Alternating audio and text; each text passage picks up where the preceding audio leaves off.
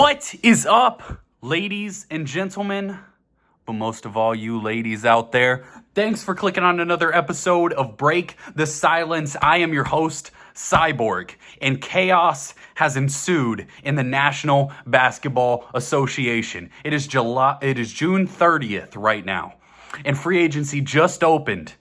And there has been so much news that has come out, and we're going to try to hit on as much of it as possible. But this video is going to be specifically focusing on the biggest news of the day, in my opinion, Kevin Durant demanding a trade. First, I want to please take a second to like and subscribe to the channel. We're growing fast. We're going to be hitting so much free agency news. I've already hit a bunch of it so far on the channel, so please take a second to like and subscribe. We're going to keep growing. We're going to keep grinding. Just got done with a 12-hour shift, but here I am. I'm here to grind. So please take a second to like and subscribe to the channel, and we're going to keep growing. Let's start with this. Free agency, I talked about how much I just wanted it to be chaos. That's what we all want it to be. It's the most entertaining thing when news is breaking left and right and you can't stay up with it all. Nikola Jokic just re-signed to a Supermax. Bradley Beal just signed to a Supermax. Devin Booker just signed to a Supermax. We got stars signing and extensions going and trades happening and guys signing all over the place. And we're going to try to hit as much as possible, but we're going to start with the KD thing. I think free agency and this time of the year, we've all been in high school, all right? Except for maybe a couple of you idiots out there who dropped out before. But we've all been in high school. And the thing about high school is the women in high school, they don't really know what they want. So they bounce around here and they move on to this guy. And then they're a free agent and they move on to this guy. And then they get traded from this guy to this guy. They're just all over the place. But that's how the NBA free agency is, and that's how we like it. Then they're not happy at the current place, even though they said that's where they always wanted to be. That's where Kyrie and KD always wanted to be. Now they're no longer happy. It is being reported that Kevin Durant and Kyrie still want to play together somewhere, which would be the most wild trade in NBA history. Now, initially, my first thought was, what is the precedent for a trade the likes of Kevin Durant? You have to look at some of the biggest trades in NBA history. Now, the interesting thing about Kevin Durant is he's in his 15th year in the league, and he's going to be turning 34 going into next season. How much value does someone like that have? But then on the flip side, you're talking about the 12th to 14th best player of all time. The value is certainly there for a team that's looking to win a title. And we have precedent of guys being traded on short-term deals, whether that's because of age or we just knew they were going somewhere else. Kevin Garnett was traded near the end of his career to the Celtics. Kevin Garnett got traded for 7 players, the most in NBA history, including Al Jefferson, Theo Ratliff, Sebastian Telfair, Gerald Green, Ryan Gomes, and 2 first-rounders. Kevin Garnett got traded to the Celtics, but the Celtics got a title out of it. You'd say it's worth it.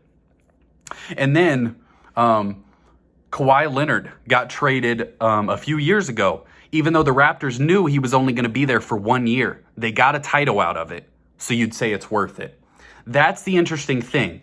If you are giving up your future, you have to guarantee that it's worth it. So when you're talking about these trades, if you're a team like the Cleveland Cavaliers, would you trade an Evan Mobley or if you're the Pelicans, would you trade a Zion Williamson? Would you trade a young budding superstar in Anthony Edwards? Would you trade a rookie second year, third year guy for a guy in their 34th year if you're not guaranteed to win a title? And that's why I brought up the Cavs. If you traded Mobley for Kevin Durant, I don't know that you're guaranteed to win a title, but you're mortgaging someone who could be a huge part of your future. So that's what you have to think about as the other team on the other side. Some of the other precedents. Anthony Davis, he was a young player and only had 1 year on his deal, was traded for Lonzo Ball, Brandon Ingram, Josh Hart, and 3 first-round picks. That's a massive, massive trade package for a guy like Anthony Davis. Kevin Durant The interesting thing is he doesn't have a lot of leverage when you're talking about the Nets because he has 4 years remaining on his contract. You're not talking about a guy who only has a year and is threatening to leave in free agency. So if you're the Nets, you're making sure you're getting something out of it. It is being reported as of right now, and news is breaking every couple minutes, so I probably missed something in this last 5 minutes I've been recording this video. But it's being reported that every team in the NBA has called and asked about Kevin Durant, and it's also being reported that he has requested to go to either the Suns or the Heat. And when you look at those teams, you have to try to figure out what kind of package they could put together. And it says that the Nets don't want to trade him to the Suns unless they get Devin Booker back. And would the Suns be title contenders if they were to lose Mikal Bridges, Devin Booker, DeAndre Ayton, but they get Kevin Durant? I don't know. I don't know the answer to that. So personally, I don't know that I would trade Devin Booker, especially when you're going to lose, it sounds like, Ayton and Mikal Bridges. There's chances that he leaves. So I don't know that I would give up Devin Booker for Kevin Durant. And then when you're looking at the Heat, the thing about the Heat is their assets, their biggest asset would be Bam Adebayo. But because the way that his contract and Ben Simmons are set up, you couldn't have both of them on the same team with their contracts. So the Heat's trade value then is what? Jimmy Butler? I don't know that the Nets would want an older Jimmy Butler, with their current roster, especially if Kyrie's gone. That doesn't feel like a rebuild. That feels like somewhere around the 6, 7, 8 seed to me, which is not where you want to end up. Now, we have a couple other trades, and I was just looking at some of the massive names who have been traded in NBA history, and that's why I brought up Anthony Davis and Kevin Garnett. Now, Kevin Durant is better than both of those players ever were. And I'm the biggest KG fan in the world. I got his jersey right here. But Kevin Durant is better than those players. Now, Kareem Abdul-Jabbar was traded nearly in his prime, but the trade market was way different back then. Kareem was traded for a gentleman named Elmore Smith, Brian Winters Jr. Bridgman, and Dave Myers. The Lakers went on to win 5 titles because of that trade. They won the trade. The often thought is that if you get the best player out of a trade, then you win the trade. While I agree with that, I wouldn't mortgage my future unless I am 99% sure I'm getting a title out of it. And that would come into play. And I don't think he'll go back to the Warriors. I don't think that's realistic. But if you're a team like the Warriors with assets and quality players, I would potentially look at a trade like that.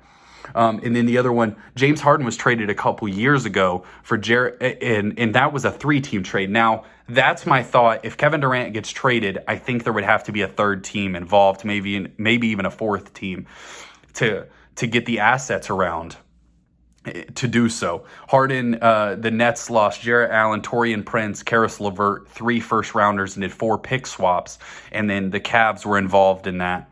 So, that's a huge package for a guy like James Harden, who was also a little bit aging.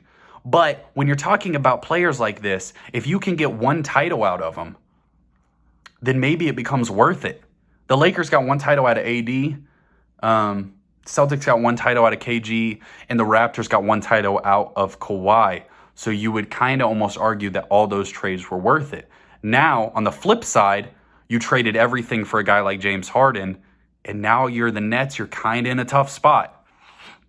You're able to flip Harden for assets again, but not quite the same that you gave up the first time. So this is crazy news. Kevin Durant, I don't know where he's going to end up, but this is absolutely fascinating.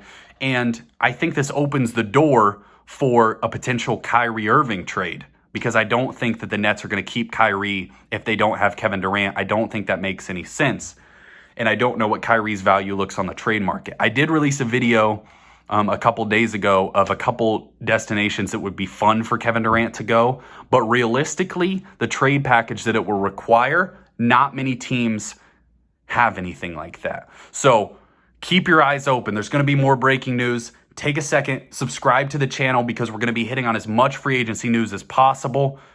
And I'm pumped to do so. Cyborg out.